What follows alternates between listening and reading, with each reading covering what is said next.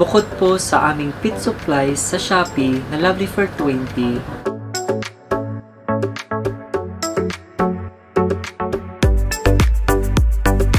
meron po kaming bagong business, ang LFB Apparel.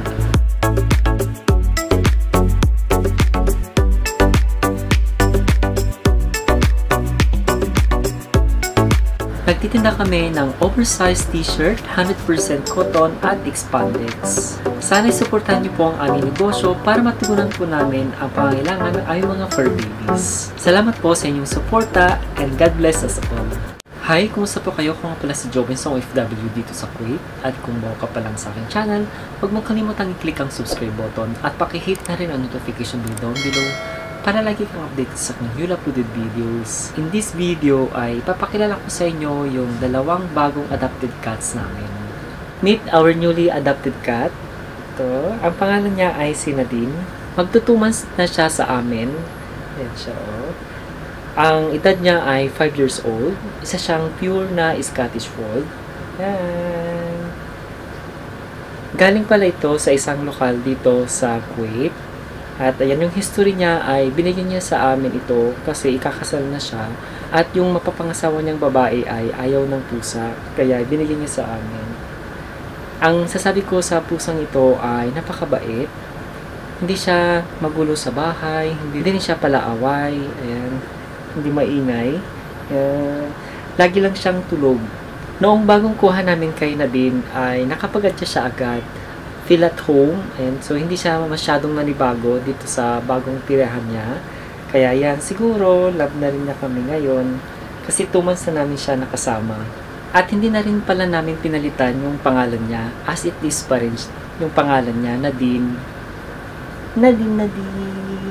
Ito naman yung bagong adopted namin ulit. Siya yung pangalawa. 2 lang pala yung pusa namin na naiwan ulit dito sa Kuwait.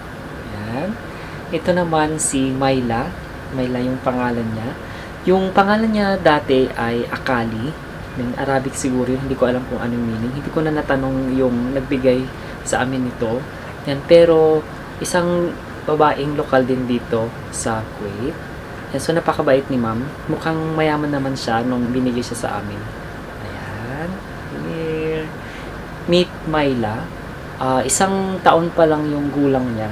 Tapos, yung breed niya ay British short hair. Pero marami nagsasabing na Russian blue daw siya. Ito yung kulay niya, oh. Yan. Hi! Yan, nung bagong kuha namin ito kay Myla ay medyo nahirapan siyang nag-adjust. Siguro, nung binigay siya sa amin ay nag-hit na siya. Kaya, halos lahat dito sa bahay namin ay napupuntahan niya yung doon sa taas ng cabinet, tapos hindi siya mapakali, tapos meow siya ng meow. So, napagtanto namin na yun, naglalandi na siya. Kaya yun, pinagtiyagaan namin. Hanggang ngayon, naglalandi pa rin siya. Ayan, at nag-aaway sila minsan ni Nadine, yung parang naglalaro lang na landian. Yan. I'm Myla. Si Myla ay mahilig maglaro, palakain din. Katabi namin siya natutulog. Ayan, doon lang siya sa may upuan. Pakita ko sa inyo kung saan yung tulugan nila. Si Myla ay dito yung kanyang tulugan. Ayan, dito sa upuan. Siyempre, gusto niya yung pink na higaan kasi girly siya. Ayan o. At saka dito yung naming higaan. Yan. Oh. Hi, Myla. Super ngaw-ngaw na naman siya. Tapos si Myla pala, pagka umalis kami dito sa bahay ay nagngangaw-ngaw. Kasi wala siguro siya nakikitang tao dito sa paligid niya, kaya may bago siya. Ito naman yung higaan ni Nadine. Yan, ipapakita ko sa inyo. Here. Ayan si Nadine, nag-groom siya. Yan yung higaan niya. Ito, napulot ko lang siya sa Friday Market. Yan. So, kung gusto niyo mapanood kung saan ako namumulot dito sa Kuwait ay bisitahin niyo lang ang aking YouTube channel, JMR Vlog, and at i-subscribe niyo na rin. Panoorin niyo lahat yung mga video ko doon. Yan. Diyan lang siya. Yan yung yung vlog ko sa pamumulot.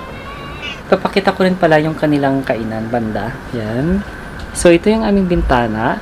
Tapos, ito yung kanilang kainan. Here. Yan. So, dalawa yung kanilang tubigan.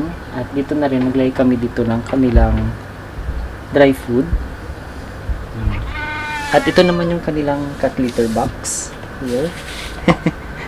Sa aming mini cabinet. Yan. Dyan yung yung kanilang cat litter box.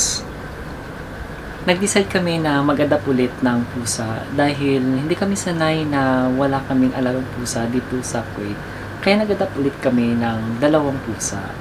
At I hope na may uwi namin sila agad. And so abangan niyo yan at iba-vlog ko rin, update ko kayo kung may uwi na namin sila.